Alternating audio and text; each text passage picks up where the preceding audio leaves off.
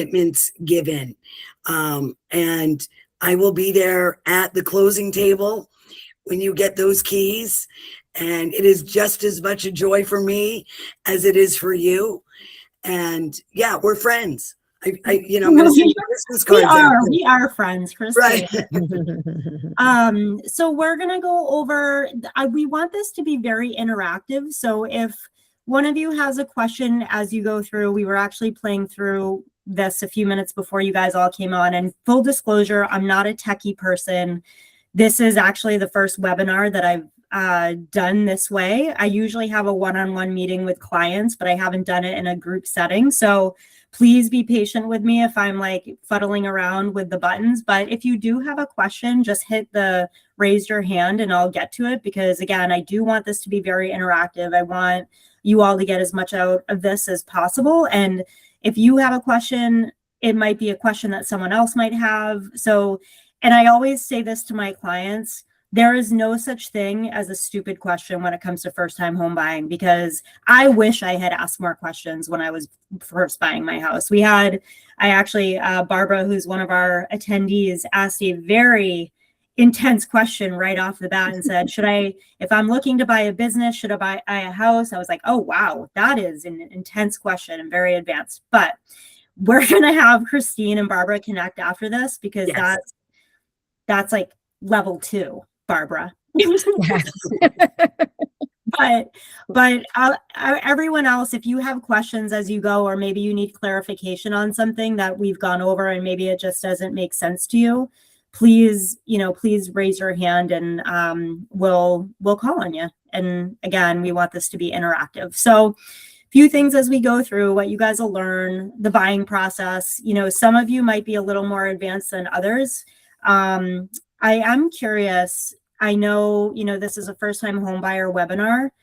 How many, and maybe in the comments, how many of you are kind of like just starting, very beginning, haven't even done anything other than saw my post on Facebook saying first-time home buyer webinar? Are you guys all brand new?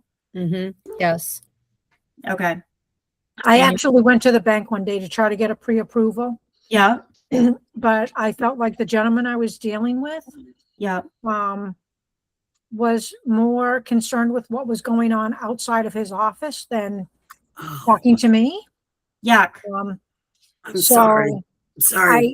I guess I was a little confused, because his thought was, I thought when you walk in to get a pre-approval that they take information from you and then they tell you what you can afford.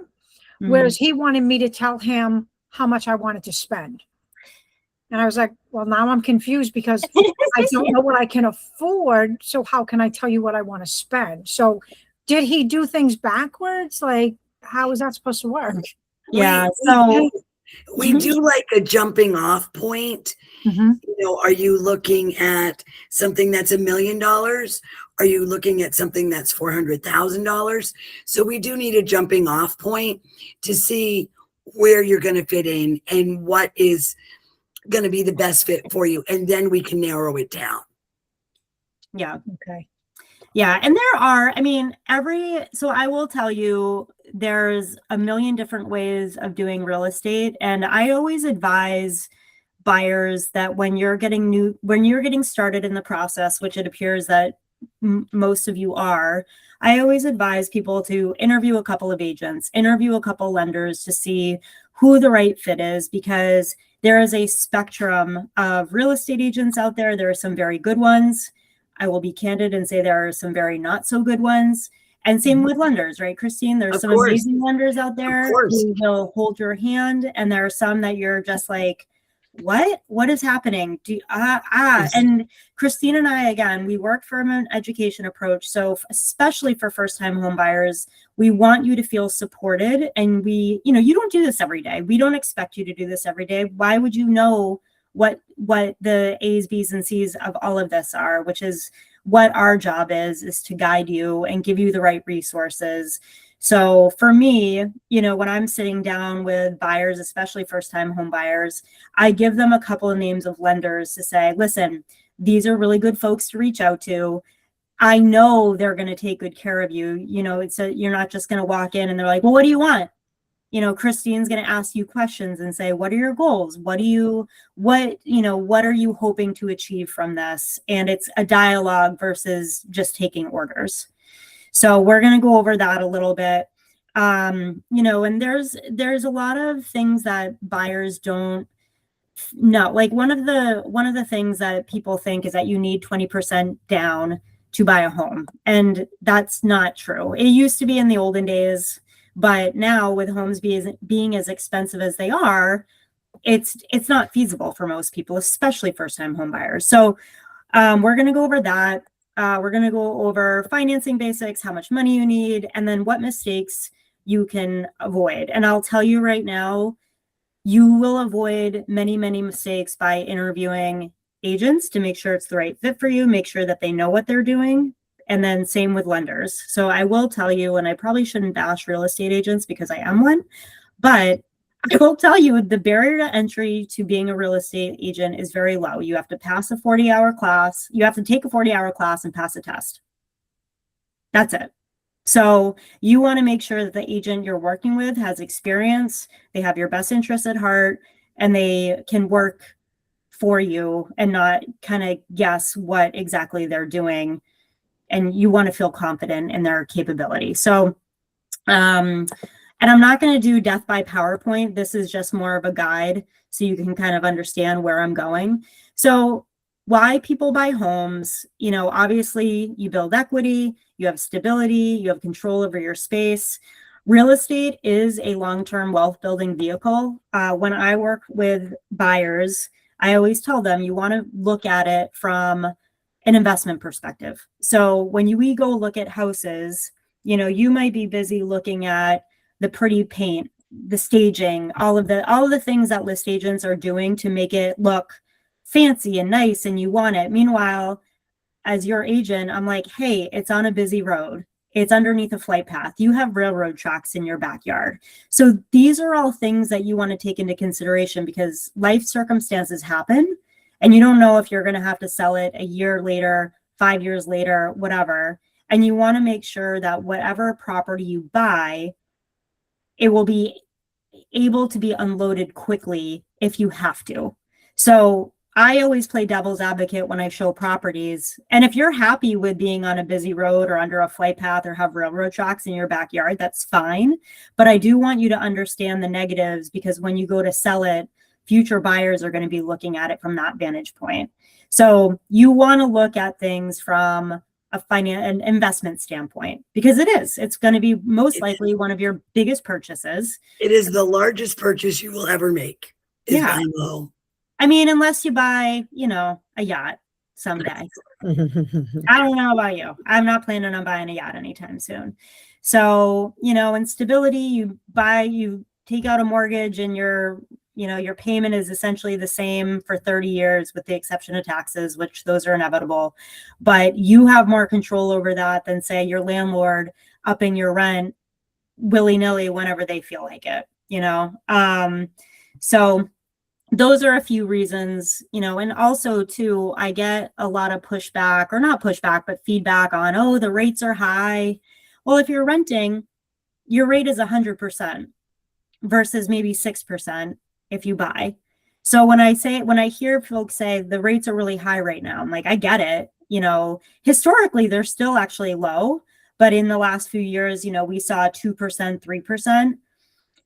But in comparison to 100% rent, they're pretty low and you're building equity every single month you make a payment. And rates will never, ever go back to 2% and 3%. Boo! They'll get to the 4s. They might even get high 3s, but the 2s, not for, I don't see that happening. Well, not with that attitude, Christine. So, okay. So, but you want to marry the house and date the rate. Date the rate. So, speaking of financing, we've got loan options to talk about, and Christine is going to take it away with this piece. Yes. So there are many loan options. Again, as Lexi was saying 20% down is old school thinking. You don't have to do that. We can go as low as 3% down, 3.5% down with FHA. If you're a veteran, there's veteran products out there where you can do 0%. Same with USDA. They are some guidelines that they have to meet for those, but 3% down is really great. And if it's your goal, then you're going to want to save and have that 3% down plus some closing costs. But here in New Hampshire, if you're looking to buy in New Hampshire, we do loans with New Hampshire Housing, and they do down payment assistance programs where you can get up to $15,000 at 0% interest at that $15,000. Christine, we had a question. What is FHA? Like, what is that program and what does that stand for? It stands for, I don't know what it stands for. I'm bad. It's a government loan. So it is backed by the government. So they have some stricter guidelines that we have to go through as far as you need a water test.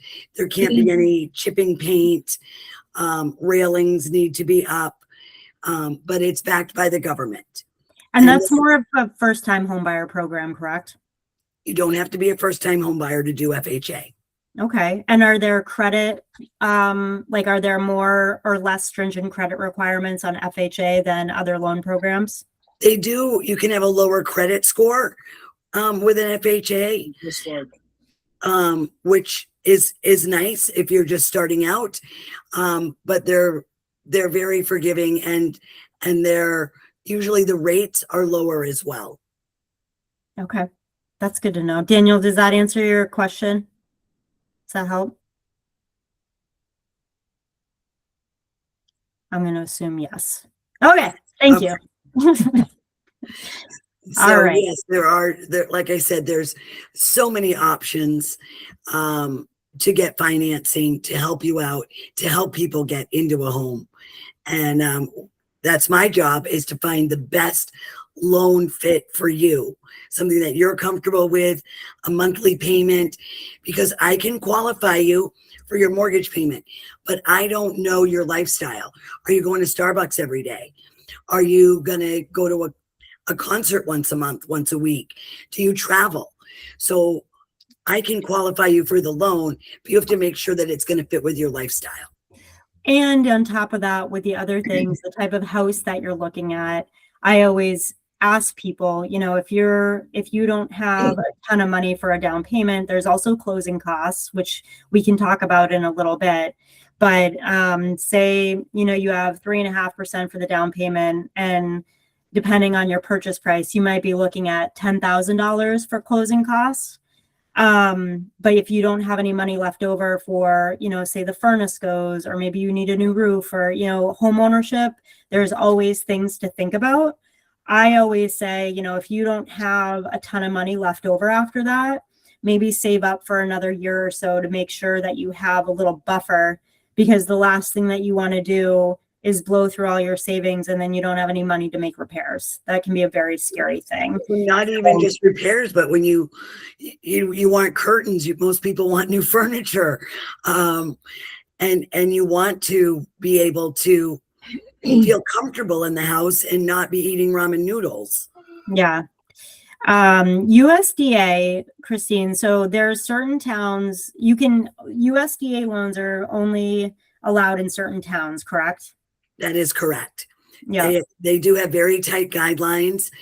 If you are doing the loan yourself, but say you have a child that's 18 years old that works, we have to count that income.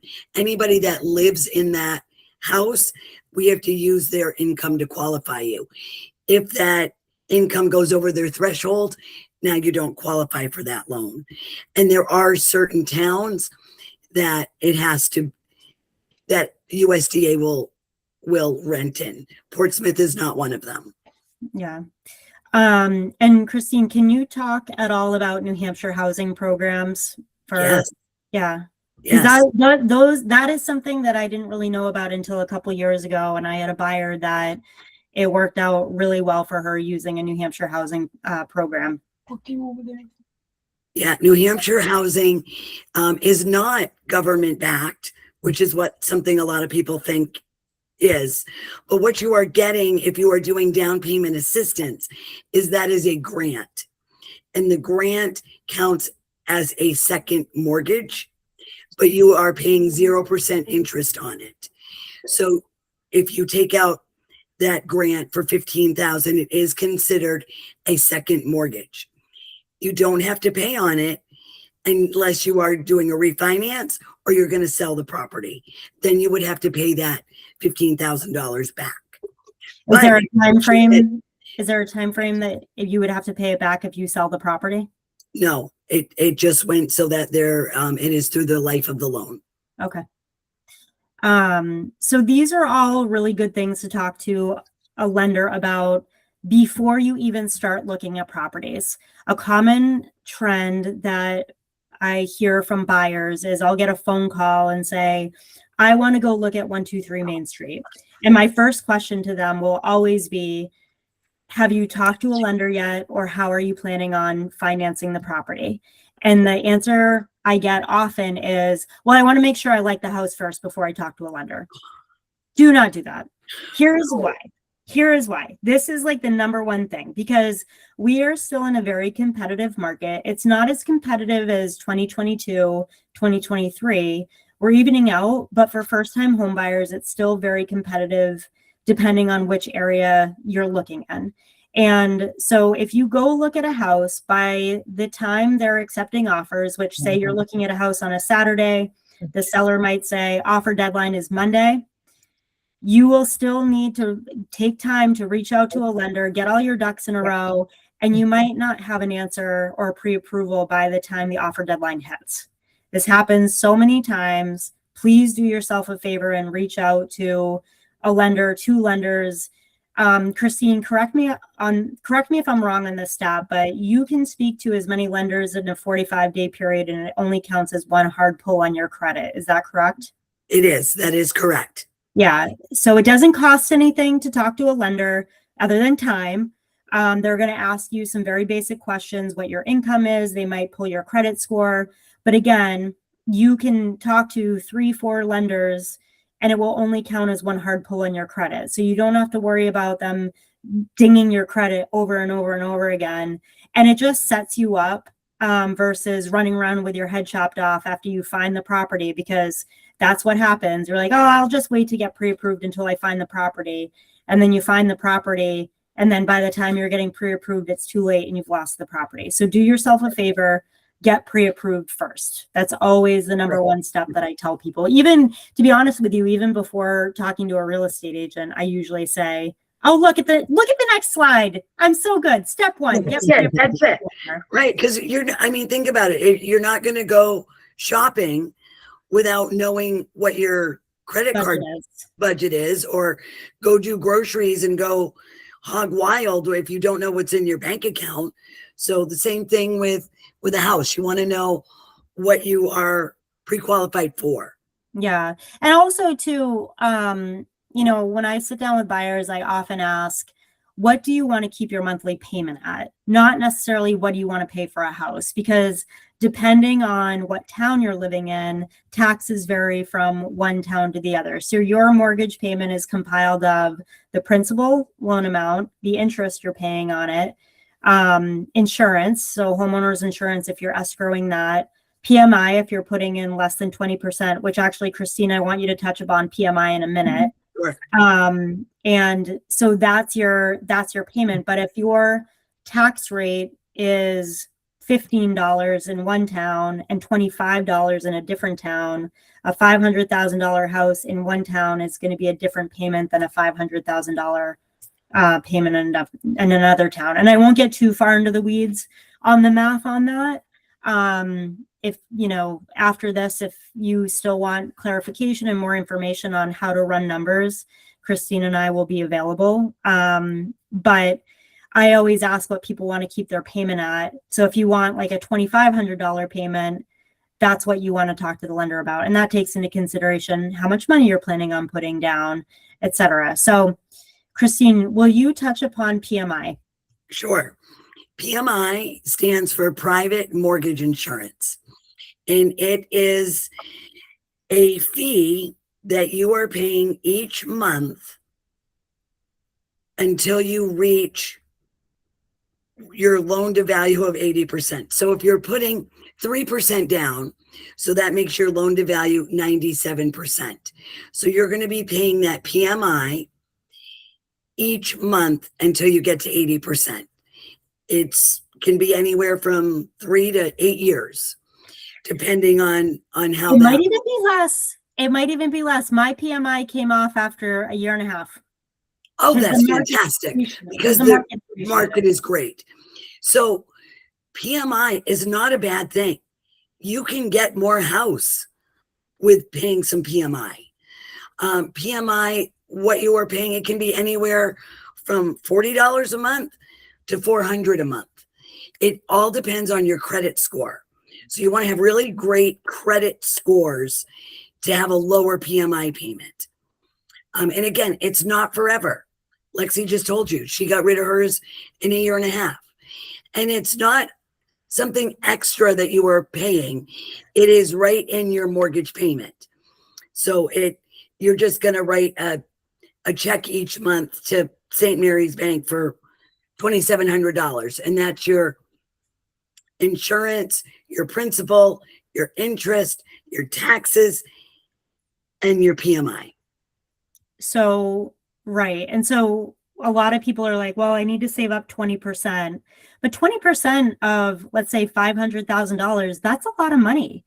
So if you don't have, $100,000 to put down, and you can save a little bit by only paying $40 a month for a year and a half, I think that's a no-brainer. So whenever I hear like, oh, I don't want to have to pay PMI, just Don't so be you afraid know, of PMI. No, it's don't be not a afraid bad of- thing. No. It's not. Okay. So I think we've hammered that to death. All right. So this is when we start our home search. So once you guys get pre-approved, you will typically sit with a real estate agent, go over your criteria, talk about what you want, what towns you want. It's really funny when I sit down with buyers and I always ask, what are your must-haves? What are your nice-to-haves? What are your deal breakers? And more often than not, what they think that they're going to set out to buy is nothing what they wind up with. So it can be, it's a very much an education. And I always say it's as much of an education for me as it is for you, because every home buyer is different in terms of what their threshold is for how much work they're willing to do. One house might be a palace to one person, and then it might be a total dump to someone else. So every person has their threshold for what they like. Some people have a visceral reaction to some towns. Some people think I'm wherever, like as long as I have a roof over my head. I usually tell first-time home buyers, try to be very open-minded. When I bought my first house, it had shag green carpeting, a yellow and orange linoleum kitchen, Pepto-Bismol pink bathroom. I mean, it was like stepping back in the 60s. But I was a first-time home buyer. I couldn't afford the Taj Mahal. And also, I was going into it looking at it from an investment perspective. So little by little, I actually got a roommate because I was too cheap I didn't want to manage the mortgage on my own, but I used that to fix it up. And then I ended up buying another house and renting out the first one. That's a whole other story, but try not to be super picky when looking at your first home. I know it's a big purchase, but it's most likely not going to be your forever home. It might be your next 2 to 3 to 4 year home, and it helps you get in the market. And then it usually appreciates so much, then you sell it and you move into something bigger, or you rent it out like I did, and poof, you're a real estate investor. That's how easy it can be. So when we sit, we'll go over your criteria. You'll get set up with a search. We all know that you guys are on Zillow and Realtor.com already. In the olden days, real estate agents would have a book. There was no such thing as the internet. So we would say like, hey, at 123 Main Street. So it's always funny when I hear buyers say, you know, I was the one that found the house. It's like, well, yeah. I mean, as a real estate agent, I love to be the one to find the house. But I know you guys are on realtor.com and Zillow 24 hours a day looking at things and finding things. So it's usually a team effort. If you find something, come to me and say, hey, Lexi, I really want to go see this house. I really like it. We'll set up a meeting and we'll go. One thing that I actually should have presented before we even got started is every state has their own version of what's called the brokerage relationship disclosure form. And actually, I will pull that up here. It's essentially a consumer rights document. I'll show you New Hampshire's. And it outlines the differences between a customer and a client relationship. All right. Can you guys see that? Mm-hmm. Okay. So the reason this is important is right now you guys are a customer of any real estate agent. In order to become a client, you sign a representative agreement. And so to become a client, it comes with a certain level of fiduciary duties. So confidentiality, loyalty, disclosure, lawful obedience, promotion of your best interest. As a customer, we agents just have to disclose all material defects known about the property, treat you honestly, provide reasonable care and skill, account for any monies, and comply with federal laws and administrative. The reason this is important is when you go into a showing or even an open house, you are a customer of the listing agent. So the reason that's important is you don't want to do anything that inadvertently hurts your negotiating position. So if you walk into this house and you absolutely love it and you're like, oh my God, I will pay whatever the seller wants me to pay. First of all, don't ever say that. But then they can go to their seller and say, listen, this person will pay whatever it is. So you just want to keep your cards close to the vest because they are not obligated to keep any of your information confidential because you're a customer, you're not a client. So that form should be presented to you by any real estate agent prior to you having a substantial conversation with you. It's mandated by the Real Estate Commission. So moving on. All right. So that's the first part. All right. The hardest part is finding the house that you want to make an offer on.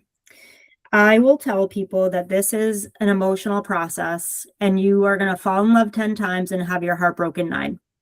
So I say usually if it's a couple I'm talking to or just an individual person, I say at some point during this process, one of you, if it's a couple, is going to go off the deep end. And I always get a laugh when I say that, but it's true. This is your number one financial asset. It can get emotional. It's high highs, low lows. You find the house, you're like, oh my God, this is it. This is it. Then you make an offer and you might not get the house. You might not have your offer accepted. Don't be surprised if it impacts you significantly more than you thought it would. It can be really tough when you're like, oh my God, this is where the Christmas tree is going to go. This is where we're going to have our morning coffee every day. So I try to tell people, try really hard not to get emotional. It's completely impossible, but I tell people, please try. So the offer process, we'll go over what that entails in details, whether or not you want to do inspections, what an inspection is and what an inspection isn't. And then the best part is when your offer gets accepted. That is a very exciting moment. And then usually you do inspections. And then that is the most devastating stage because you have someone coming in telling you everything that there's wrong with the property that you're about to buy, which is their job. But your mindset goes from, oh, wow, this is a perfect property to I just destroyed your hopes and dreams and you might be walking away from this. And if you do, that's okay. That's why we do an inspection to make sure that your investment is a good one. So let's go to the next slide after making an offer. So inspections and negotiations, we talked about that a little bit. So there's certain things that you can negotiate on. I always tell people, always read the disclosures. Every property in New Hampshire and Maine, and I'm assuming that most of you are in New Hampshire. And if you're in a different state or you're looking in a different state, post a comment, but I'm going to be primarily talking about New Hampshire on this. Every state has property disclosures that come with the listing that you should be looking at prior to even going to the showing. Like, how old is the furnace? How old is the roof? If it says unknown, then it is what it is. Sometimes sellers know certain things, sometimes they don't. Sometimes they don't pay attention. Sometimes they are so meticulous in everything that they fill out. So when you make an offer, it's based on all the information already known about the property. When you do inspections, if something comes back that maybe you didn't know about, maybe there's a leaky furnace or a leaky oil tank, and there are certain things that you can ask the seller. As the buyer, you can ask for anything you want. As the seller, they can say no to anything they want. So it's a little bit of back and forth. And that is another reason why it is a very good thing for you to be working with an agent who is experienced and knows what they're doing, because negotiating is not something that you want to be having a brand new agent do that's not experienced with how the inner workings of that go. So once you're through inspections, deep sigh of relief, then we go to appraisals. So anytime that you are getting finance, cash is a completely different story, but I'm assuming the majority of people on here are going to be going through traditional financing using a lender. The lender is typically going to require an appraisal be done on the property. And Christine, maybe you can speak to that a little bit as far as why that is. Absolutely. As a lender, we are lending you money on a property. So we're going to require that an appraisal is done to protect your investment, but protect the bank's assets as well. So we want to make sure that it is safe, that there is no health issues, if there's lead paint, although I don't see that so much anymore. But we want to make sure that you're getting a great house. So, and we're going to back that. So we want to make sure that our investment is okay as well. So, and appraisals are ordered right away so that the appraiser can go out, review the property, give us the appraisal report back. We have the underwriter review it, and then we send it to you. And most times appraisals come back at the exact value that you're purchasing the house for, and it's as is, everything is good to go. If it comes back and maybe they saw something minor and maybe the value wasn't there, maybe it's $5,000 less than what the purchase price is. And again, that's when Lexi comes in and she can help negotiate. She can be like, all right, well, we're going to go back to the seller and see if, we can change the purchase price, or maybe they will fix I'm just saying, lead paint or whatever it is. And that's why it's really great to have an experienced realtor that's really going to work for you. Right. Yeah. So before going and putting in an offer, I always like to run comps, and comps are comparisons. So see what properties in that town comparable to the property that you're putting an offer on have sold in the last 6 months, because that's exactly what an appraiser is going to be looking at. Correct. And so you want to make sure that you're not unknowingly overpaying for a property. Now, I will say, obviously, in the last few years, the market's been a little nutty, and I'm not sure how much you guys have been paying attention, but there are times where you might go over the list price. And I had a conversation. This is actually a pretty decent conversation or common conversation that happens. is in 2020, I had a set of buyers and, the market was nuts. And they're like, we just feel like we're overpaying. And I said, I get it. But then I saw them at a wedding a year later when the market had absolutely exploded. And I said, how do you feel about overpaying for that property? And they said, oh my gosh, we're so happy we bought when we did. So it's all relative. And I always say, are you planning on living in this house for a little while? Because while it might sting a little bit now, in the long run, it won't matter. I'll tell you, I bought my first house in 2009 in Portsmouth for $195,000. And I thought I was overpaying.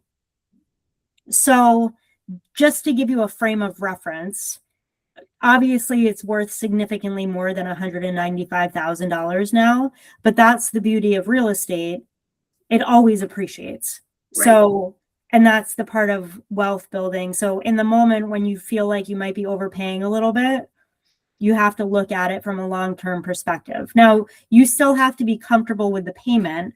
You don't, like Christine said, you don't want to overextend yourself and not have money to buy the curtains, buy the furniture, go out to dinner. You don't want to be house poor. But these are all kind of things that we're thinking about. And also, when you're looking at your monthly payment, and I have a mortgage calculator that I can share if anyone's interested after the call, you can analyze a deal where $10,000 sounds like a lot of money, right? So if you're looking at a house that's $500,000 and you're like, oh, we want to, and I said, well, do you want to increase your offer by 10,000? That sounds like exorbitant, but amortized over 30 years, it might be like $50 a month. Right. So it's not a huge jump in the payment. It's not a huge jump in the payment. So I always run through that exercise because $10,000 almost chokes people sometimes. And it's like, well, let's sit and talk about the scenario. Let's go through what the payment actually looks like on a monthly basis.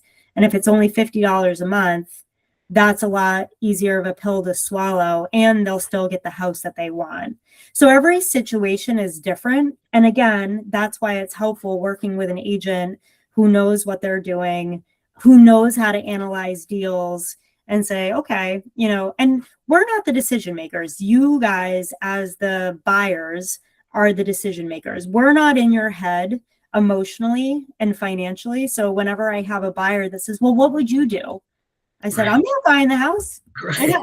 Because you have to be comfortable buying it. And the reason is I never want someone to have buyer's remorse at the closing. Right. I want you guys to be happy that you're buying it. And if you don't want to buy it and if you're not comfortable, we'll find something else. No harm, no foul. But I also want to make sure that you guys don't regret putting an offer on something when, maybe 6 months from now, you're like, I really should have bit the bullet on that, but I didn't.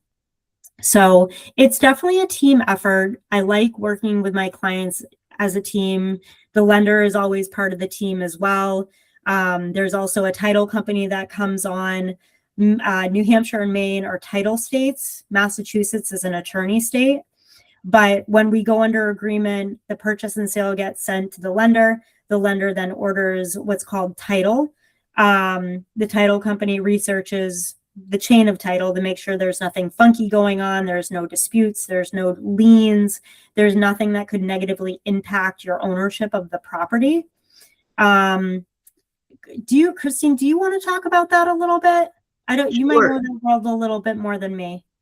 So we order title and appraisal right away because we want to make sure that, Lexi said, that chain of title doesn't show that it's on an Indian burial ground, or that there is three people that purchased it ago never did a discharge when they sold it. It's not recorded. So then we're doing all that due diligence behind the scenes. You have found the house, you love it. We're sending your file to underwriting. And in the meantime, we're working on the appraisal. We're working on the title. Most times titles are fine. It's great. If there is an issue, that's why we have these great title companies that Lexi and I both work with that are going to say, okay, we're going to need XYZ to clear this up before we close. And that is something that you can have a conversation with the title company, but something that I recommend is that you buy title insurance. Yes. It is an extra fee, and it varies title company to title company, but that is peace of mind forever and ever when you buy this house. So if you buy the house, you have title insurance, and then all of a sudden, I don't know, somebody comes back, the neighbor comes over and says, no, I own this part of the land, this part of the survey. And you're like, no, you don't. That title insurance, title company is going to go, no, this is what you bought. These are the perimeters, and you are protected. I have a perfect example. Of title insurance. So there's two title insurance. There's lender's title insurance, which is you have to required. have. That's not negotiable. Then there's an optional title insurance. It's a one-time fee, and it's for the life of how long you own the house, like Christine says. So I usually advise my clients to buy the enhanced policy because you never know what could come up. There was a couple years ago, I had buyers that reached out, and there was a sewer easement that ran under their house that was not documented on the deed. So it was the neighbor's sewer easement, which backed up, which there had to be work done to their house. They're telling me about this. And I said, did you file a claim with the title insurance? Because there was no mention of it on the deed. And they said, do we have that policy? And I said, if you listened to me, you would have pulled it. And sure enough, they bought the enhanced title policy and it covered it. So you never know certain things that are going to happen, and it's short money for peace of mind, like Christine said. It really is. Yeah. So they're working on the appraisal. They're working on the loan approval. They're going to be asking you for your bank statements, your W-2s, your tax returns. And usually all of that heavy lifting is done the first week or two that we're under agreement. And then there's a lot of heavy lifting that's going on behind the scenes with the title company, the lender. Sue, I saw your question. I'll answer that in a minute. And then 2 weeks in, you're kind of sitting there just waiting. And you're like, we feel like we should be doing something. What is happening? And it's like, everything's happening behind the scenes. So Sue's question is, do lenders look at age when considering a loan application? Christine. The age of the buyer? The person? No. Yes, the age of the buyer. No. Well, do they have to be at least 18, Christine? They do have to be 18, and they have to have a 2-year employment history. So usually that people are usually at least 20 or 21 when they're looking at things like that. But we don't discriminate. I mean, I have had somebody 90 years old buy a 30-year mortgage. Good for her. So yeah, we don't look at that. We don't discriminate. Yeah, there's big laws around that now. Oh yes.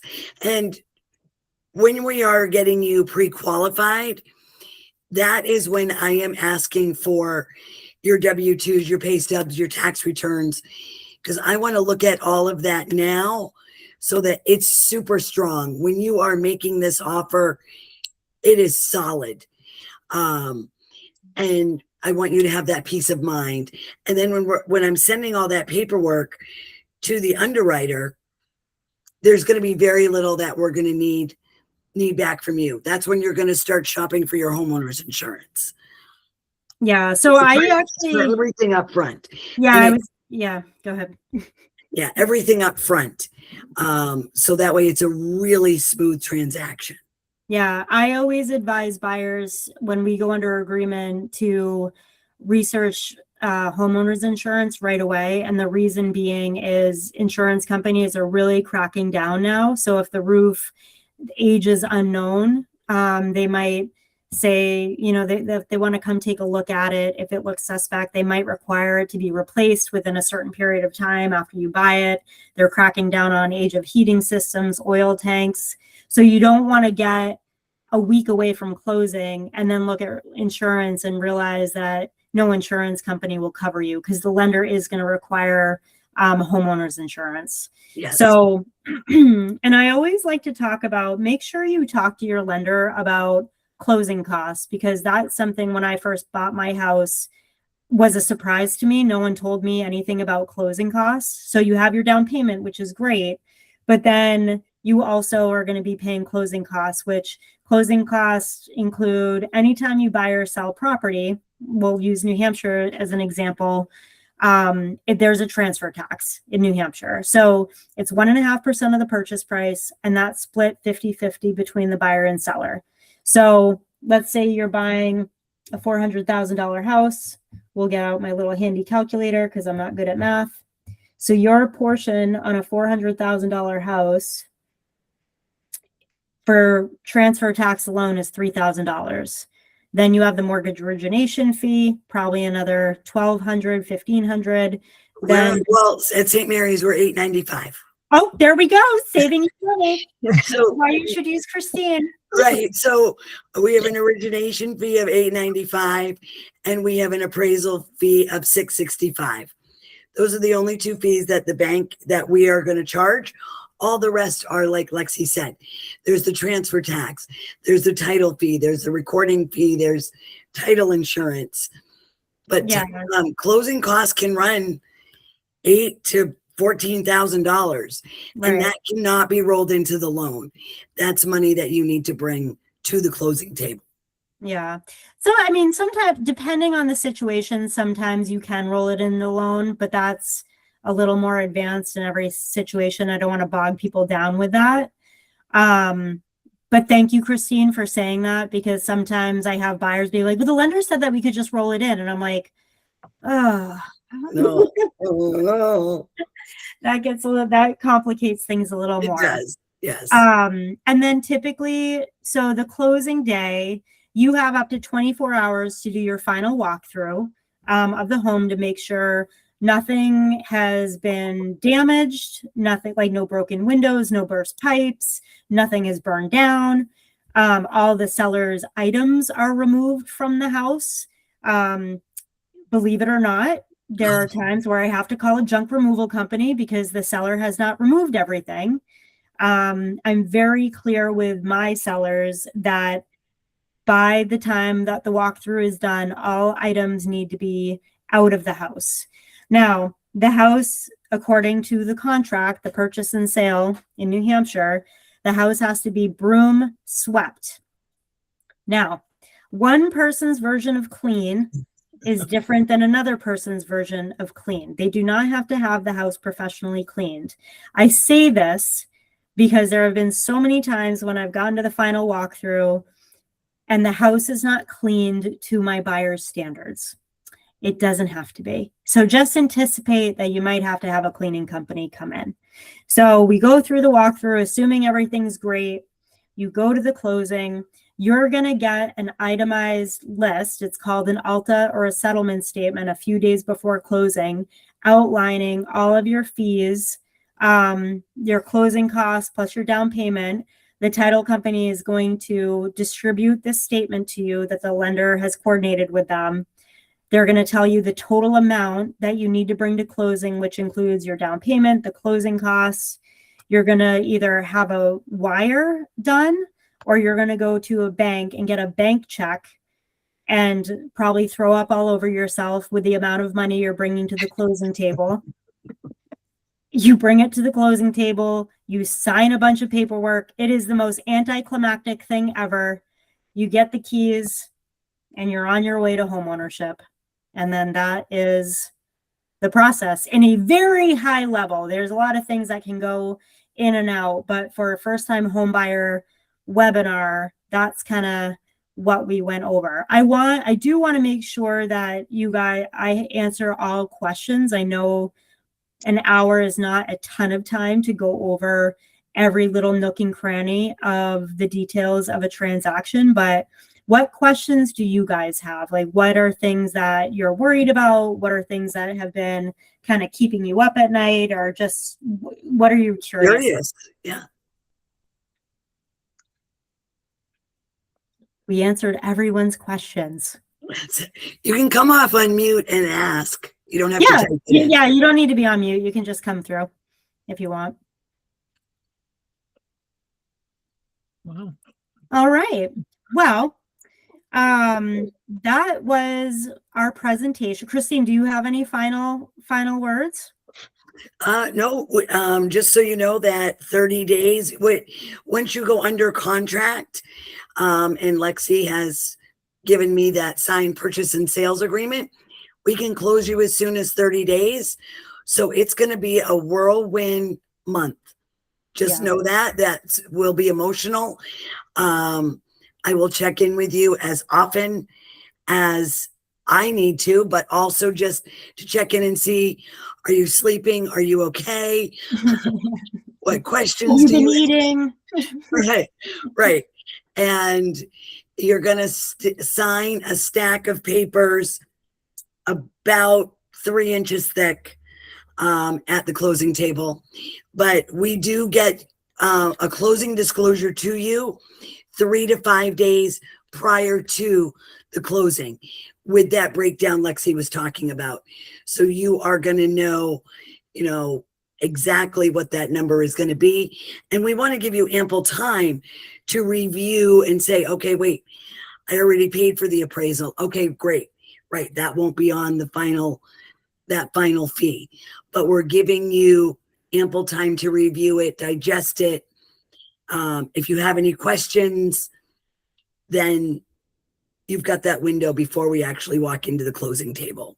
Yeah, for sure. And there's always questions, and that's why we all like working as a team, because everyone's lockstep with each other, knowing, who's got what. It's like a catch-all with questions from the lending, the title, and the real estate agent side.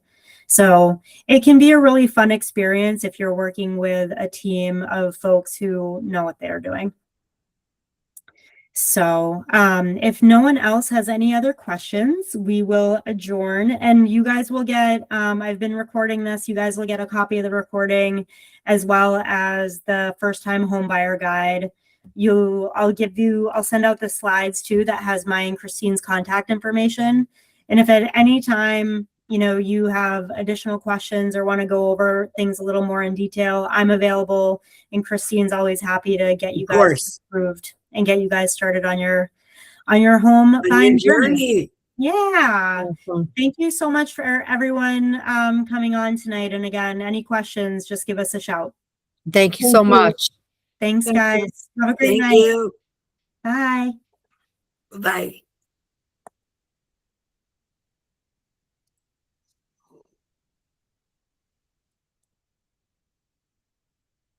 Is it just me and you? I think so. That went pretty good. I think that went really well. We were exactly an hour, Christine. Yay, us. Yay, us. We covered a lot. Wow.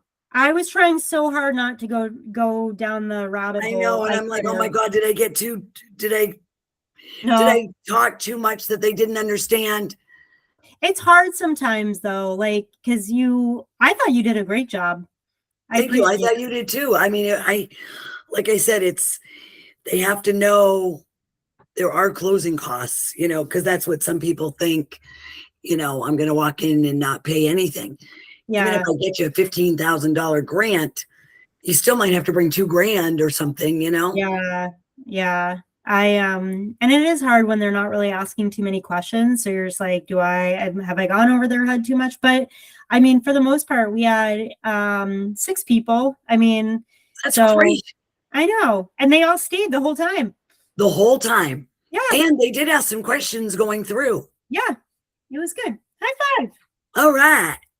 I would do this again with you. Yeah. It was really fun. I liked that a lot. It made it. Thank you so much for reaching out and saying, do you need help? Because you do fill in spaces that I just don't know the pieces to. But it gives you a break too from talking. Yes, it really does. It's a lot. Nice. That was so fun. That was great. Yes, cool. And I might do one too, and I would like you to be my guest. Yeah, I would love that. Okay. Yeah, this was great. And I am so happy that was only an hour that we filled it up. Yeah. Cool. That was Alright. like the perfect amount of slides, and went through and we covered everything. Yeah. Oh, good. Big relief. Yes. All right. Well, and I can Great send job. you, Great job. I'll send you the video of it too. Oh, wonderful. Thank you. Yeah. All right, my friend. Well, thank you. Have a great All right. night. Thanks. I'm going to go have dinner. Maybe a glass of wine. Nah, No, not tonight. not tonight. Not tonight. Christine, I have so much booze left over from Monday. Like my college girlfriends are coming up Friday night. And Oh, I how said, fun. yeah. And I'm like, you guys don't need to bring anything. I Right. have That so might much get wine. you. That might get you through a little bit of the summer. Yeah. When Yeah. you're like, come over and let's sit on the deck. I've got plenty of booze. Yeah. Yeah. So it's good. Thank you so much. This was wonderful. I'm so grateful for you. Oh, thank you. I'm glad that I reached out. It was really great. I Glad to hope be a some of part of those, it. I hope some of those folks reach out to you. Me too. I will let you know. Yeah, please do. Okay. All right, my friend. Have a All great right. night. You too. Thanks. Bye, Bye. Lexi.